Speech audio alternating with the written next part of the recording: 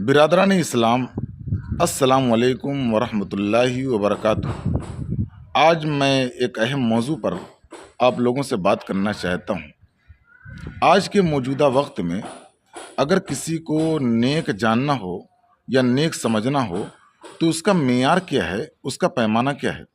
کیا کسی کے داڑھی اور ٹوپی رکھ لینے سے؟ کیا کسی کے کرتا اور پائجامہ پہن لینے سے؟ کیا کسی کے صدری اور شیروانی پہن لینے سے؟ کیا کسی کے جبے اور دستار کے پہن لینے سے؟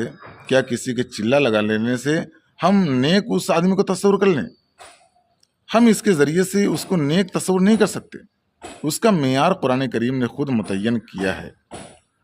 جب تک ہم حقوق العباد پر صحیح طریقے سے عمل نہیں کریں گے تب تک نیکی کا تصور یہ محال ہے۔ آج اگر ہم کسی کو نیک جاننا چاہتے ہیں تو اس کا ایک واحد معیار ہے کہ ہم قرآن کریم کی سورہ نساء کا مطالعہ کریں اور اس میں قرآن کریم نے جو اصول متعین کی ہیں اس اصول پر اس آدمی کو رکھیں۔ آپ یہ سوچئے، اس سے سوال کیجئے کہ اگر ہمارے والد کا انتقال ہو جائے، اور روزانہ آپ دیکھتے ہی ہیں کہ انتقال ہوتا رہتا ہے لوگوں کا، ظاہر سی بات ہے کہ موت سے کسی کو چھٹکارا نہیں، تو آپ ان سے پوچھئے کہ آپ کے والد کے انتقال کے بعد آپ نے اپنے والد کی جائیداد میں اپنی بہنوں کو حصہ دیا یا نہیں دیا؟ ہم یہ دیکھتے ہیں کہ اگر کسی کے 2 بھائی ہیں اور 3 بہنیں تو تینوں بہنوں کو یعنی بہن کو محروم کر دیا جاتا ہے اور بھائی آپس میں تقسیم کر لیتے ہیں۔ یہ سراسر ناانصافی ہے اور قرآن کریم کے قانون کے خلاف ورزی ہے اور اللہ تعالیٰ سے بغاوت ہے۔ قرآن کریم نے جب حصہ متعین کر دیا تو ہم اس کو کیوں اس کی تقسیم نہیں کرتے؟ آج اگر ہم کسی بینک میں نوکری کرتے ہیں تو اس کے بارے میں ہم پوچھتے ہیں کہ مفتی صاحب اس میں نوکری کرنا کیسا ہے، کی تنخواہ لینا کیسا ہے؟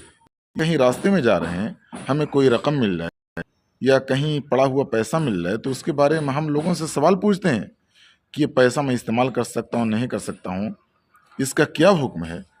لیکن لاکھوں اور کروڑوں روپے ہم اپنے بہنوں کا اور اپنے بیٹیوں کا ڈکار جاتے ہیں، غبن کر جاتے ہیں، ان کو جائیداد میں حصہ نہیں دیتے، اس کے بارے میں کوئی بھی سوال نہیں کرتا۔ یہ سراسر ناانصافی ہے اور اس کے بارے میں سخت پکڑ ہوگی۔ اگر ہم بہن کی شادی کر رہے ہیں یا بیٹی کی شادی کر رہے ہیں اور اس کی شادی میں ہم جہیز دے دیں تو اس سے یہ حصہ بالکل بھی معاف نہیں ہوگا، یا سال میں ہم عیدی دے دیں تو عیدی سے بھی یہ حصہ بالکل معاف نہیں ہوگا۔ گویا اگر ہم عیدی دے رہے ہیں تو بہن کی جائیداد پر قبضہ کر کے ہم وہ سود دے رہے ہیں۔ لہٰذا ہمیں ہوش کے ناخن لینا چاہیے اور اپنے ماں باپ کے انتقال پر قرآن و سنت کی روشنی میں جو حصے قرآن کریم نے متعین کیے ان خطوط پر چل کر ہمیں ان حصے کی تقسیم کرنی چاہیے، اور اپنی منمانی سے اگر ہم اس طرح سے تقسیم کریں گے، صرف بھائی تقسیم کر لیں گے تو ظاہر سی بات اس کے بارے میں سخت پوچھ ہوگی اور اللہ تعالیٰ کی پکڑ سے کوئی شخص بچ نہیں سکتا ہے۔